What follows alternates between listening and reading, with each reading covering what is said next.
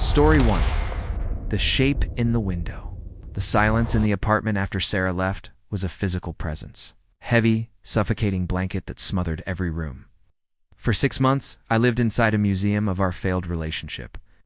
Every scuff on the hardwood floor was from the day we moved the couch in, laughing and arguing about its placement. Every faint stain on the kitchen counter was from the night. We attempted to make homemade pasta and ended up with a flour-based disaster. The 2-bedroom unit felt cavernous, a hollowed-out shell echoing with the ghost of a life I no longer had. I'd pace from the living room to the bedroom to the spare room we'd always planned to turn into a nursery, each circuit a fresh turn of the knife. My only solace was Max, my golden retriever, whose simple, unwavering need for walks and food was the only thread tethering me to a routine. The decision to move in with my best friend, Mark, wasn't born of excitement, but of sheer survival. I was drowning in the past tense. Packing was a brutal, archaeological dig through layers of our shared history.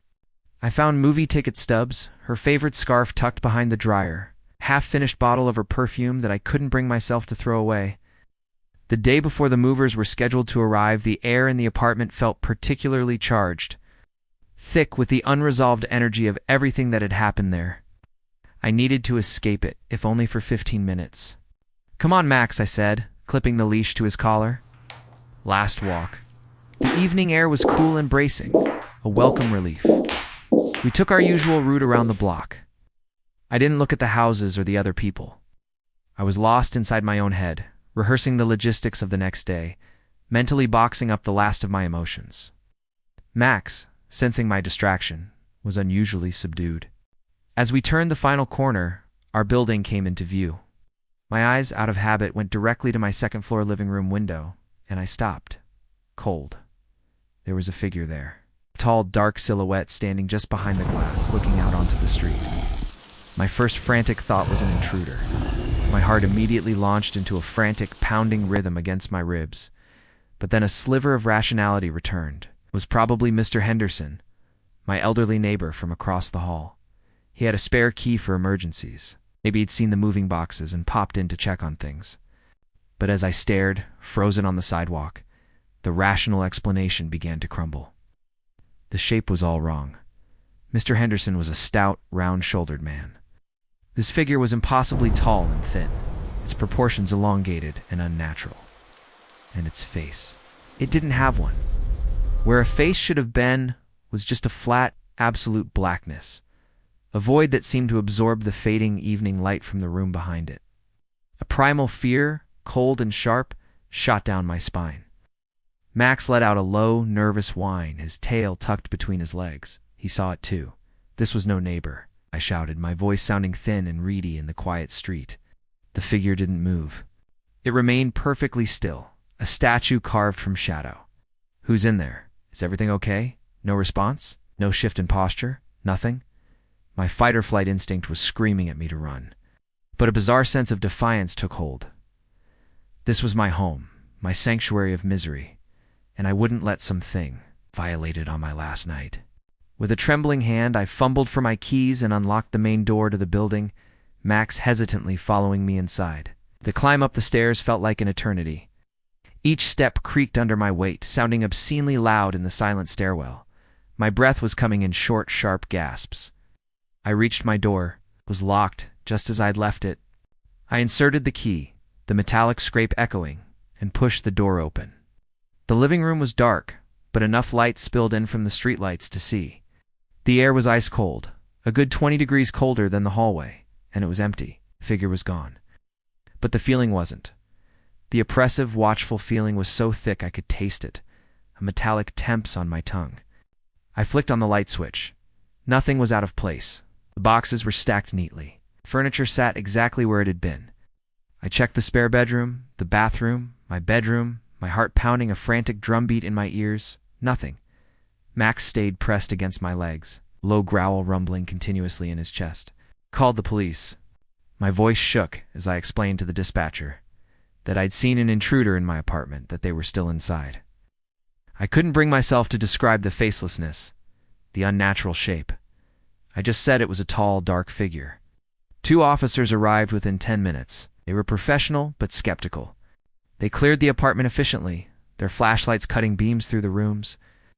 "No one here, sir," the older officer said, holstering his flashlight. "Windows are all locked from the inside. No signs of forced entry." "But I saw him," I insisted, my voice desperate. "He was right there in the window." "Probably a trick of the light," the younger one offered, not unkindly. "Shadows from the street can do funny things, especially when you're stressed." He gestured vaguely at the moving boxes. "They told me they'd file a report, but advised me not to call again unless I had a concrete sighting."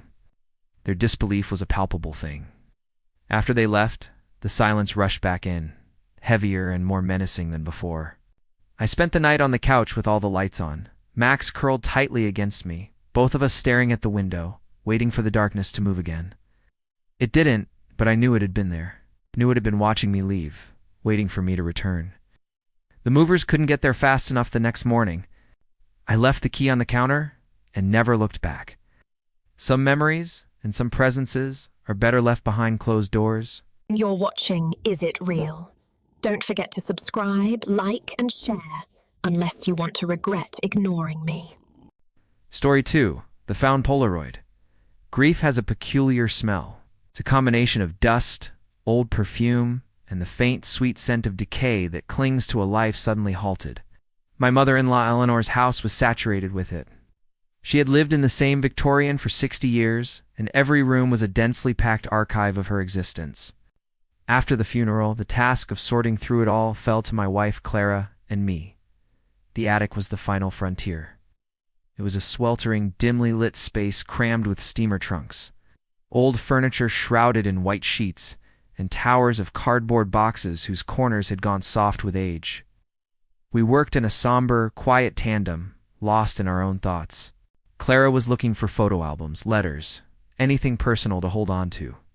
I was just trying to be useful, the supportive husband, sifting through the more mundane detritus of a long life. That's when I found it, tucked inside a cracked leather satchel that smelled of camphor and mothballs. It was a Polaroid Sun 600, its white plastic casing yellowed with age but still feeling solid and weighty in my hands.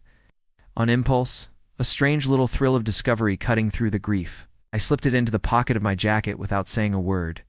I'm not sure why I hid it. Maybe it felt like a small, harmless secret, a tiny treasure hunt all my own in the midst of all that sadness. A week later, the sadness had settled into a low, constant hum in our own home. I remembered the camera. I dug it out of my suitcase and went online, ordering a pack of vintage-style Polaroid film that was still being produced. It felt like a fun project, a connection to the past. When the film arrived, I loaded it into the camera with a satisfying whir and click. The red light glowed. Ready. I took a test shot of our living room, the flash exploding and momentarily bleaching the cozy space white. The camera whirred and spat out the blank white photograph. I waved it in the air, watching with childlike fascination as the image slowly began to resolve out of the chemical murk. Our sofa, the bookshelf, the lamp. Perfectly normal. I took another, this time of the kitchen, capturing Clara's collection of ceramic owls on the windowsill. Again, a perfectly normal, if slightly blurry photo developed. I was down to my last shot. I walked into the hallway, aiming the camera back towards the living room to get a wider angle of our home, a place full of life and present tense love. Fired. The camera whirred and ejected the final photograph. I waved it gently, watching the vague shapes begin to form. The archway into the living room, the edge of the rug. And then a shape began to appear in the center of the frame. A human shape. My breath caught. It was a little girl, standing squarely in the middle of the hallway. She was wearing an old-fashioned Victorian nightgown, white and high-necked, with lace trim at the cuffs and hem. Her hair was long and dark, hanging straight around her shoulders. But her face, it wasn't the face of a curious child. Her expression was blank, her eyes dark and depthless, staring directly into the lens with an unsettling intensity. A cold wave of nausea washed over me. This wasn't a double exposure. This wasn't a trick of the light. The image was crisp, clear, and horrifyingly real. It was a little girl who did not exist, wearing clothes from a century ago, standing in the exact center of my home. My heart hammered against my ribs. What had I done? What had I brought back with me from that house of grief? In a panic, I shoved the photograph into a drawer and threw the camera itself into the back of the hall closet, burying it under a pile of old blankets and winter scarves. I never told Clara. How could I? She was mourning her mother. Couldn't tell her I'd potentially unleash some spectral intruder into our safe space. For a few days, nothing happened. I tried to convince myself it was a flaw in the film, a bizarre chemical accident. But then the sound started. It began as a faint, almost imperceptible rustling from behind the closet door. I'd dismiss it as the house settling. Then it became a soft, rhythmic scratching, like tiny fingernails on the inside of the door. My blood would run cold every time I walked past it. And then, the giggle. It was high-pitched, clear, and utterly devoid of warmth or joy. It was the sound a child would make on a playground, but filtered through a void, becoming something chilling and wrong. It came from inside the closet, unmistakable and hair-raising. Now every time I need to get something from that closet, a coat, a suitcase, a spare blanket, my hand hesitates on the knob. I take a deep breath, yank the door open quickly, grab what I need, and slam it shut. And more often than not, as I'm pulling it closed, I hear it again from the darkness within. A soft, mocking little giggle. I didn't just find a camera in that attic. I found a passenger. Be sure to like, subscribe to Is It Real, and share this video. But if you choose to ignore me, well, let's just say you've been warned. Story 3. The unwanted heirloom childhood memories are like fossils. The passage of time encases them in layers of sediment, distorting their true shape until you're no longer sure what was real and what was imagined. The doll was one such fossil for me and my brother Leo. She wasn't like our other toys. She was antique, even then, with a porcelain head, real human hair stuck into her scalp, and glass eyes that were a startling watery blue. Her body was made of leather and cloth, and she wore a faded, lace-trimmed dress. We called her Dolly, not out of affection, but because she needed a name, and it sounded old-fashioned and vaguely creepy, which suited her. Leo and I would include her in our games, but always with a sense of unease. We'd prop her in a tiny chair in the corner of our playroom, her unblinking gaze following us as we built forts or raced toy cars. It became a game in itself to see who would be the first to look away from her stare. We never discussed the feeling that the room grew colder when she was in it, or that we sometimes caught the faint scent of lavender around her, a scent our mother never wore. As we grew older, we abandoned our childish games and, consequently, abandoned Dolly. She was relegated to a box in the back of the closet, and eventually she was forgotten altogether. Life moved on. Leo and I, once inseparable, drifted apart. A bitter argument over something stupid in our 20s created a chasm between us that years of silence only widened. We didn't speak for over a decade. My parents, meanwhile, had downsized, moving from the sprawling, creaky house of our childhood into a modern, compact bungalow when they retired. It was the first family Christmas in years that everyone was attempting to be civil. Leo was there with his new wife, and the air was thick with unspoken words and forced cheer. I was helping my mom bring out dessert plates from the china cabinet in the living room when I saw it. I froze, a cold dread seizing my chest. There, on the top shelf of the bookcase, sitting primly between a book of poetry and a small potted fern, was Dolly. It felt like the floor had dropped out from under me, the same porcelain face, the same blue glassy eyes, the same faded dress. She looked exactly as she had the day we'd packed her away 20 years ago. No dust, no fading, no decay. How? Why? My mind raced, trying to find a logical path. Mom must have found her during the move and decided to keep her for sentimental reasons. That had to be it. But the thought was immediately followed by a colder, more rational one. My mother hated that doll. She'd always said it gave her the heebie-jeebies. She was the one who had urged us to put it away in the first place. Later, as we were cleaning up, I casually gestured to the shelf. "Hey, Mom, I see you found old Dolly." She followed my gaze, and her expression flickered with something I couldn't quite read, not recognition, but a faint confusion. "Oh, that old thing? Yes, I found it in a box of your things when we were packing up the old house. I thought you might want it. It's been in the attic here until I found a place for it last week." Her words should have been comforting. They were a perfectly normal explanation, but they felt like a script, a line fed to her. A box of my things? I never owned Dolly. She was a family toy, something that had been in the house long before we were even born. And more importantly, I had personally gone through every single box labeled with my name before the move. I had thrown out old school papers, donated childhood toys. That doll was not among them. I would have remembered the chill that ran down my spine just looking at her. I looked over at Leo. He was staring at the doll too, his face pale, his earlier festive mood completely evaporated.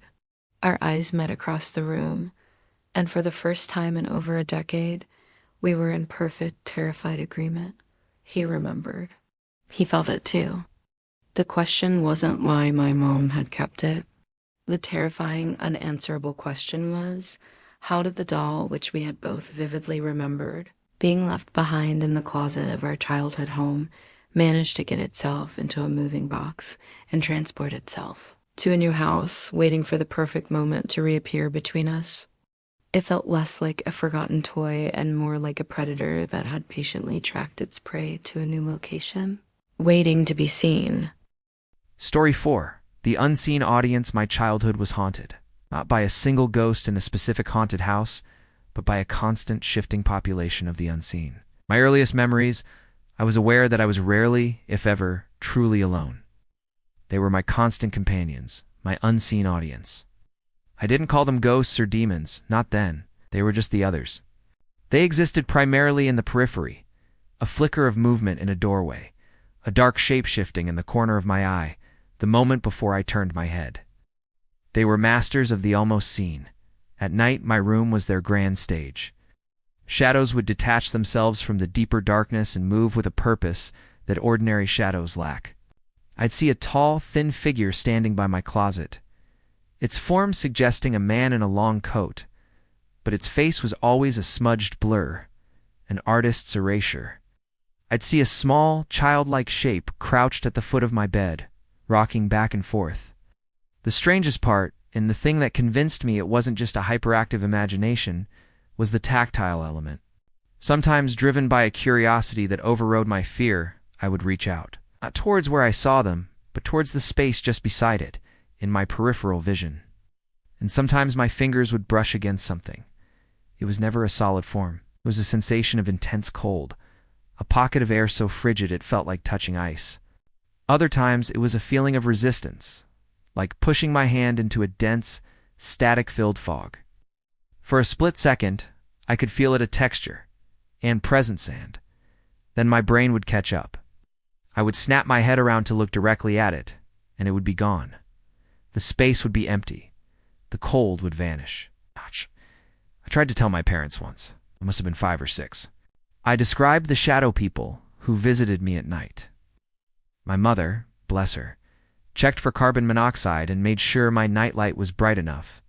My father told me it was just bad dreams, but I knew the difference. Dreams ended when you woke up. The others were there before I fell asleep, and were often still there when I opened my eyes in the morning, lingering in the corners like smoke. They weren't always malicious. Mostly they seemed curious, observers. But their presence was inherently terrifying. It's a fundamental violation, the feeling of being watched when you know you should be alone. It erodes your sense of safety, of reality. I learned to never quite look directly at anything, to always keep my gaze slightly soft, so I could monitor the edges of the room without triggering their disappearance. I became a quiet, watchful child, living in a world teeming with invisible life. The peak of these encounters happened when I was 11. I woke up in the middle of the night to use the bathroom. The hallway was dark, illuminated only by the nightlight plugged in near the floor. As I walked back to my room, I saw her. It was at the far end of the hall, clearer than any of the others had ever been. A woman in a long gray dress, her hair pulled back into a bun. She was semi-transparent. I could see the wallpaper pattern through her. She was just standing there, looking out the window at the end of the hall. She turned her head and looked directly at me. Our eyes were deep, dark pools. She didn't smile or frown. She just looked. And then she lifted one hand and pointed. Not at me, but at the door to my parents' room. A coldness that had nothing to do with the temperature seized me. I didn't run. I couldn't. I just stood there, frozen, until she slowly faded from view, like a projection being switched off. The next day, my mother announced her pregnancy with my little sister. I've always wondered if the woman was pointing to the room where my sister was conceived, or to the future itself. The encounters began to fade in my teenage years. The world of school, friends, and hormones seemed to push the other world away, making it less immediate. By the time I left for college, they were gone. I don't see them anymore. I live a normal life in a well-lit apartment, but the habit remains. I never sit with my back to an open door. I still get a jolt of adrenaline. If I see movement in the corner of my eye, I know the scientific explanation for that tits pareidolia, the brain's tendency to find patterns. But I also know what I felt. I know the cold. I know the pressure of their gaze. I grew out of my childhood, but I will never forget the feeling of being a permanent resident on the border of two worlds, never quite sure which one was more real. Make sure to like, share, and subscribe to Is It Real? Also, I compel you to share your thoughts in the comment box below. Story 5.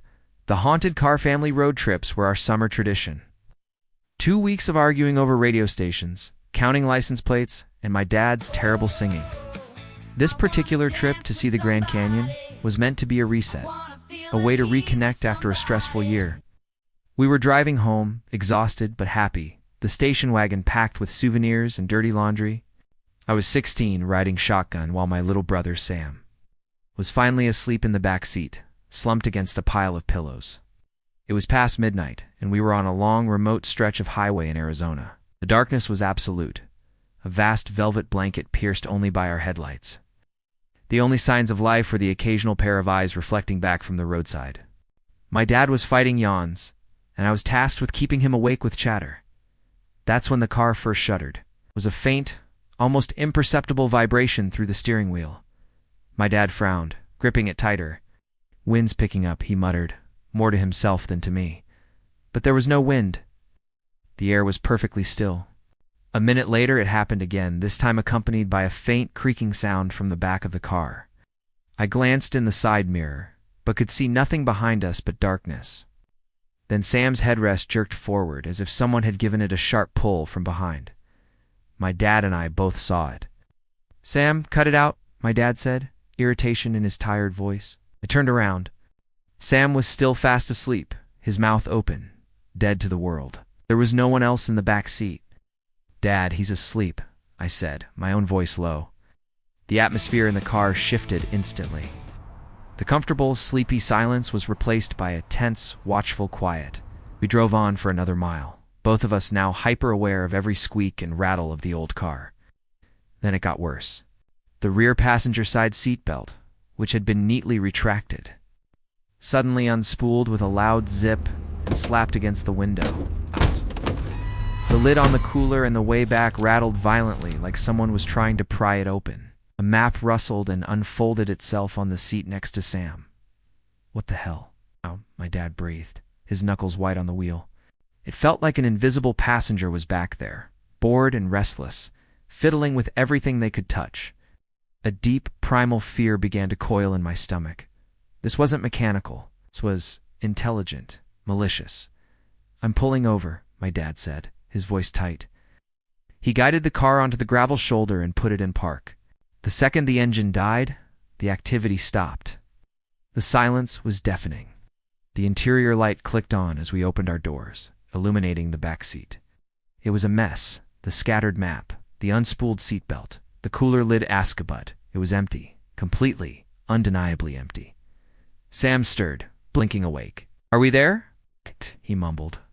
"No, buddy. Just checking something," my dad said, his voice forcefully calm. He walked a circle around the car, kicking the tires, looking for anything obviously wrong. There was nothing. We shared a long, fearful look over the roof of the car. There were no explanations. We got back in. My dad started the engine. We pulled back onto the highway. For about 30 seconds, everything was normal. We dared to hope it was over, and the noise began. It started as a faint ping, then another. Then a rapid-fire tap that escalated into a deafening, violent cacophony. It sounded like 1,000 rocks were being hurled at the car from all sides.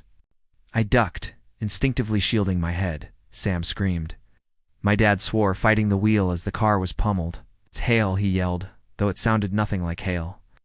It was too sharp, too targeted. I risked a look behind me. In the red glow of the taillights reflecting off our own dust, I could see them. Hundreds of small, dark pebbles not falling from the sky, but flying parallel to the ground, swarming around the car like a cloud of angry insects. Impacting the windows, the body, the roof. It was a localized storm of projectiles with no origin.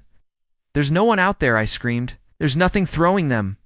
My dad slammed on the brakes again, skidding to a stop on the shoulder. The second we stopped moving, the barrage ceased. The sudden silence was more terrifying than the noise. We all scrambled out again, shining a flashlight into the oppressive darkness. Nothing. No other cars. No people. No structures. Just empty desert. The ground around our car was bare gravel. There were no loose stones to throw. The car itself was undamaged. Not a single dent or scratch from the violent assault. We didn't speak. We just got back in the car. My dad's face was ashen. He pushed the accelerator down, and the station wagon leaped forward. We drove in utter silence, the three of us staring rigidly ahead, too afraid to even look at each other, flinching at every normal sound the car made. We didn't T-stop again until the sun was well up, and we saw the first gas station of the new day. We never talked about it again as a family. Some experiences are so deeply unnatural that language fails, and the only option is a silent, mutual agreement to pretend it never happened. But I know it did. And I know that for 20 terrifying minutes, something else was in that car with us.